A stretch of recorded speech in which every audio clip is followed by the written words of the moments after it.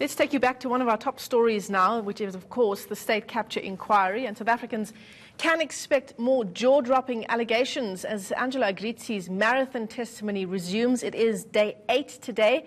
But let's explore the fallout so far. Dr. Sam Koma is from the Milpark Business School. He joins us now in studio. Thanks very much for coming in. Dr. Koma. Michelle. Thanks for having me. What a spectacular 7 days it's been on the stand for Angelo Agrizzi. Just give us your broad thoughts of what you've heard so far. Yeah, I think to some extent what Mr. Agrizzi's testimony has confirmed to us as South Africans is that state capture is about private individuals attempting to influence decision makers or lawmakers, largely those who are part of the executive, which is in this case the former president.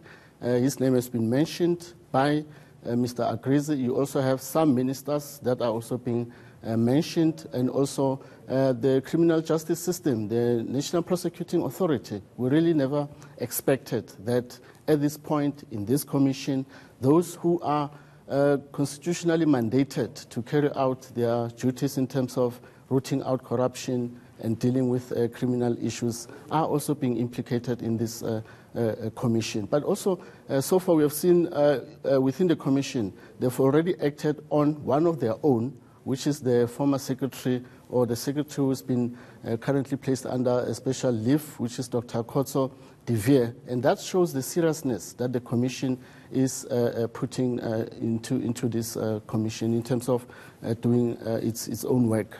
Armscor has done the same with their CEO, Mr. Kevin Wakeford.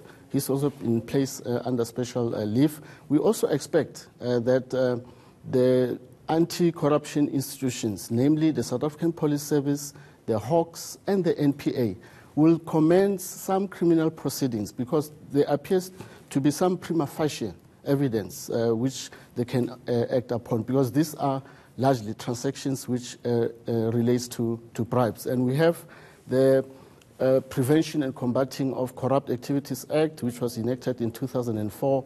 It prohibits the offering and receipt of bribes. So they have to start acting and also acting on the evidence that has been adduced to the Commission so far. Dr. Koma, you raised so many important issues there, but let's pick up on the suspended people that you've just mentioned. They've been implicated by Angelo Agrizzi's testimony. It's all allegations at this stage that still needs to be tested, and yet the state capture inquiry itself has taken the decision to suspend its secretary, as has Armscor. And yet government has taken an altogether different stance on that. Yeah. Yes, I like the point you said that the evidence of Mr. Agrizzi remains untested. But the good thing about this evidence is that it relies more on documentary and electronic evidence. There are some photographs. He has taken some tape recordings, audio visuals, or video recordings, and it's not based on hearsay. But then we also have to apply the rules of natural justice.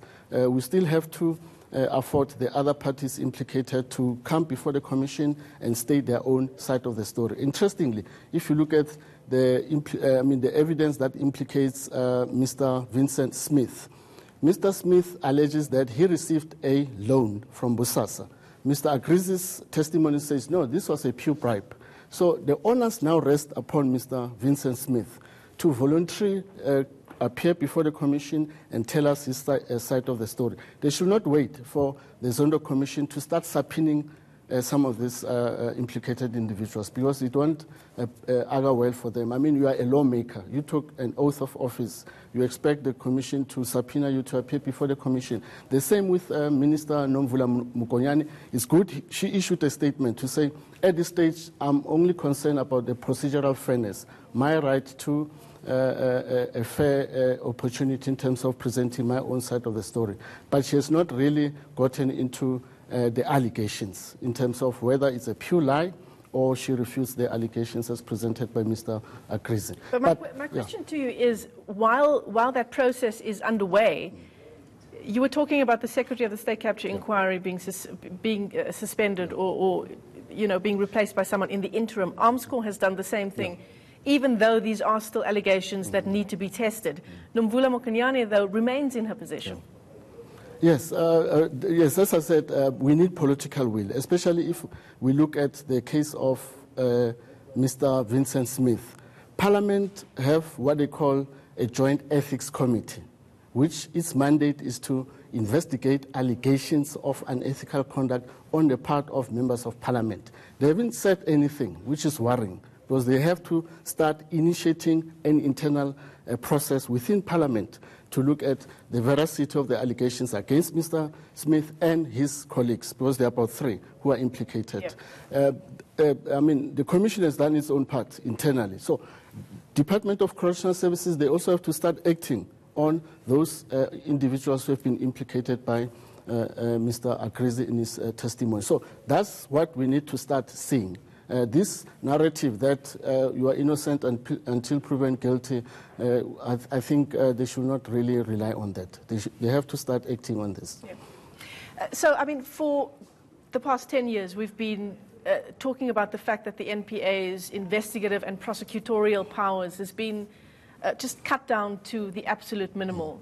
Now we get a fuller picture from people like Angelo Agrizzi in terms of certain individuals at correctional services working with certain individuals in the NPA to try and hamper these investigations into corrupt activities.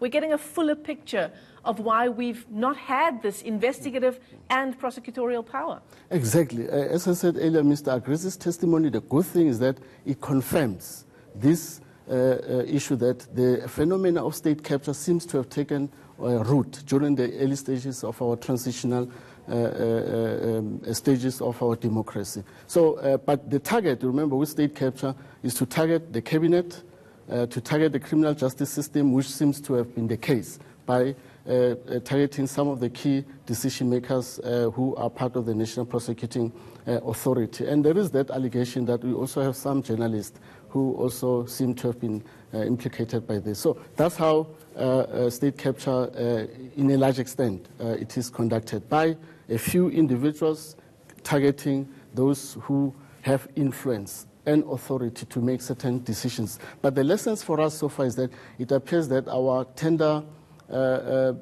regulations or supply chain management regulations will have to be reformed, to be changed, but also there's always been a talk about implementing lifestyle audits. Yeah. The president spoke about that during his presidential campaign before Nasrec.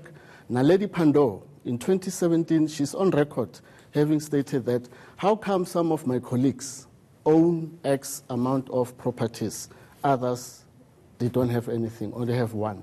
She also mentioned that there should be some lifestyle audit that is instituted against members of cabinet. So let's see that action in terms of the president allowing that lifestyle audits have to be carried out among some of the cabinet ministers. Yeah, absolutely. Yeah. Well, thanks very much, as always, for coming into studio. Dr. Sam Koma, thank you. Thanks. Is from the Milpark Business School, of course, just unpacking some of the issues that we've heard unfolding at the state capture inquiry. It begins at 10 o'clock this morning, and once it resumes, we'll take you back there live for Angelo Agrizzi's 8th day on the stand.